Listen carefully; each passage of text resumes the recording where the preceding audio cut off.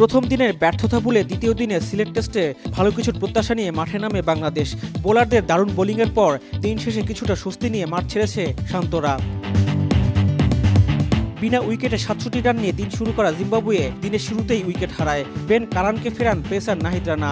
এরপর 50 দেখা পাওয়া বেনেটকেও ফেরান এই ডানহাতি পেসার। ওয়েলসের উইকেট উপড়ে ফেলেন হাসান মাহমুদ। আর ক্রেইগ আরভিন নাহিদ রানার শিকারে পরিণত হলে মধ্যাহ্ন বিরতির আগেই 4 উইকেট হারায় সফরকারীরা। দ্বিতীয় সেশনে মাদিভেরে ও শন উইলিয়ামস কিছুটা প্রতিরোধ করেন। 50 তুলে নেন উইলিয়ামস। মাদিভেরে 24 ও উইলিয়ামস 59 রান করে চা বিরতির আগেই ফিরে যান। 6 উইকেটে 213 রান করে জিম্বাবুয়ে 22 রানের লিড নিয়ে দ্বিতীয় সেশন শেষ করে। লোয়ার অর্ডারের দৃঢ়তায় জিম্বাবুয়ে লিডটাকে 100-র কাছাকাছি নিয়ে যায়। নিয়মিত বিরতিতে উইকেট হারিয়ে 273 রানে অল আউট হয় জিম্বাবুয়ে। মিরাজ 5টি ও নাহিদ রানা 3 উইকেট নেন। 82 রানে পিছিয়ে থেকে দ্বিতীয় ইনিংসে ব্যাট করতে নেমে শুরুতে সাদমান ইসলাম ফিরে যান প্যাভিলিয়নে। এরপর জিম্বাবুয়ের দারুণ বোলিংয়ে কোনো মতে দিনটা পার করে দেন জয় ও মুমিনুল। দিন শেষে দ্বিতীয় ইনিংসে বাংলাদেশের সংগ্রহ 1 উইকেটে 57 রান।